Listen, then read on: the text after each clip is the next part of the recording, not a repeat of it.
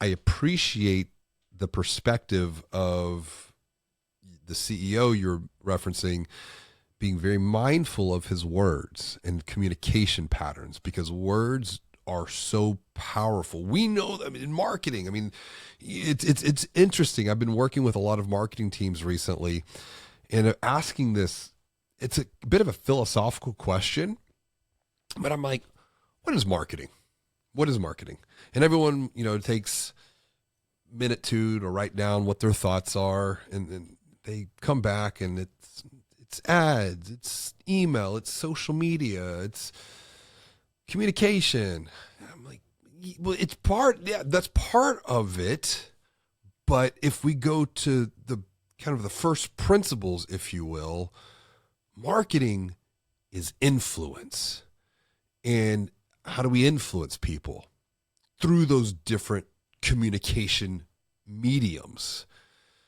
And that is a tremendous responsibility that we have in marketing, is the potential to influence behavior, specifically through the work that we're doing within financial services, and how deep financial services impacts an individual. You have physical well-being, you have mental well-being, and you have financial well-being, and they are all interconnected.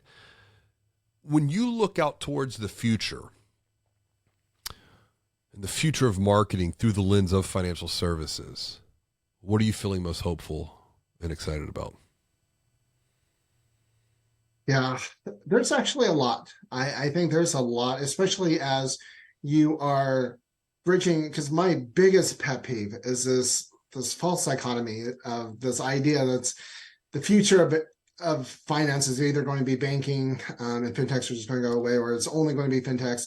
And it's like this constant like battle. I can't even tell you how many conferences or panels I've been on where like it's literally banks versus like fintechs, and it just it's one of my biggest pet peeves. And the reality is, it is going to be kind of this blend of the two, but really learning to provide impact for our customers. And the fact of the matter is, banks have so much data, they have so much impact, potential impact to help consumers and customers to do so much great, so many great things.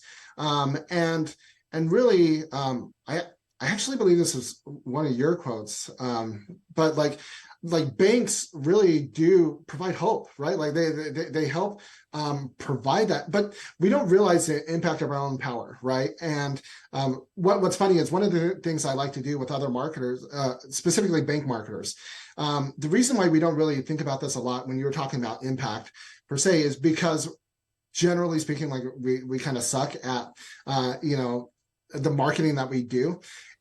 But if you were to create a hypothetical of whatever you put out there, whatever message it is, whatever offer it is, whatever thing you put out there, 100% of the people that see it will do it, right? Like it's almost coercive, right? Like if you had that much influence on the messaging, how much more mindful would you be on what you put out there, right? And right now, like we're just constantly just throwing stuff out there because we're seeing 1, 3, 5% conversion rates, right? And we really don't feel the impact that of our potential influence. But if you were to frame it in the sense of like, maybe I ought to take a step back and think about the impact and influence I do have, and really be mindful of that, as opposed to just constantly adding more noise to the already noisy marketplace of ads and promotion.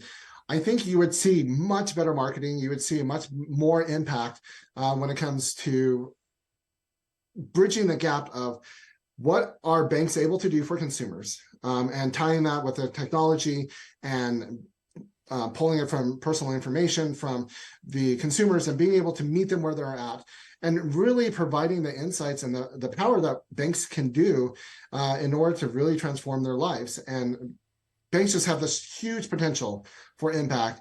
And yet, we're traditionally just where people throw money and deposit and go to when they need loans. But banks can be so much more than that. And I think the future is starting to become more and more, you're starting to see that transformation from banks of learning. It's like, okay, we can step into the role, into the seat that we have.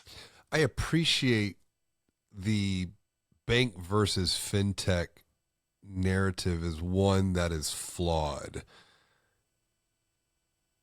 It looks at the world through a lens of a zero sum game, where I look at the world, and this is just how I'm wired, through a lens of abundance. There's enough opportunity. Collaboration is greater than competition. There are things that fintech provide that banks don't. There are things that banks provide that fintech doesn't. And if we can figure out a way to collaborate and stop this competitive zero sum game, I think we're all going to be better off for that.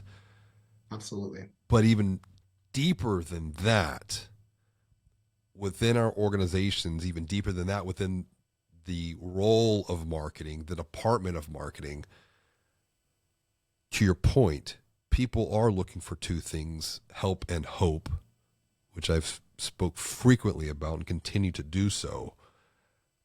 It's how do we see ourselves? How do we perceive ourselves within the role of marketing, within financial services? Do we see ourselves as someone that can impact and influence positive change and transformation that can truly transform a person's life, transform a family, for generations to come, knowing that today a lot of our money beliefs are rooted in our family of origin and the environments that we grew up in, both good and bad. And Tammy Lally, who I've referenced on the podcast, we need to get her on the podcast. I keep referencing her. We just need to get her on the podcast. And she's already agreed. It's just a matter of me following through to make that happen. But that's a note.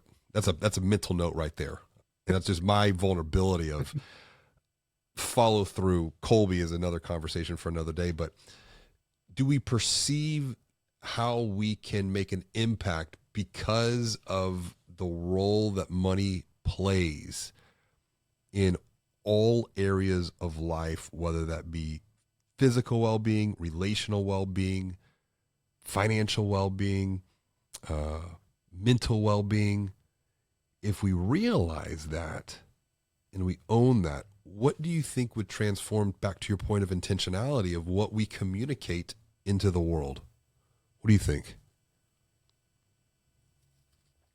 I mean, and this is, such, I mean, this is the kind of the space that, a lot of the people that I'm closest with, that we are all working in our various elements of growth, is how do we allow and give space for people to grow into what they are potentially capable of doing, right? And not being the roadblocks that get in their way, and I mean, this is kind of the epitome of this, right?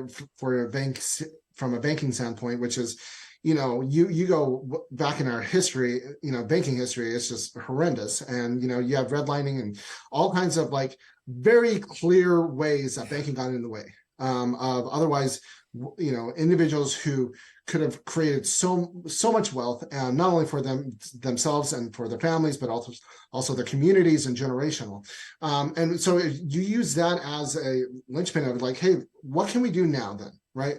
Like our decisions that we make today, whether it be from our underwriters to marketing, like who we choose to market to, like our demographics, making sure we're that it's representative of those individuals. And, one of the things that we've been working on specifically, at Tab, is also how creative bias actually leads to algorithmic bias, right? Where when, if you just took a hypothetical of like, we're trying to go towards accountants, we're creating a messaging around accountants and accounting, but the only people in the room are marketers. It's not that the accountants don't understand the words that we're saying. They get it. They understand the words. It just falls flat, right? But when it falls flat algorithmically, right? And then the algorithm is like, okay, well, you know what? This is probably the wrong audience, even though it was the intended audience.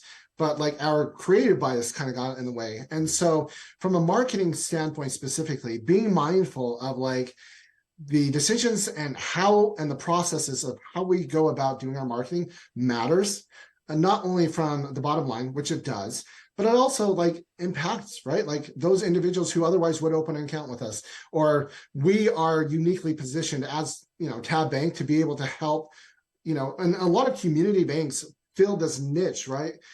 This in between, where we don't have this super strict credit box, and we all have some leeways, and we might be that opportunity that a business or a family needs in order to get there. And so being mindful of, yeah, it matters. It matters on how, like, the processes that we have as a marketing department, as a marketing team, as individuals, because it matters on who sees it and who hears it and who's impacted by it. It comes down to one word that, as you were going through it, just kept coming to the front of my mind. It's awareness. It's just being aware, being mindful, to use your word, of not what we're doing, how we're doing it, but why we're doing it to begin with in the first place.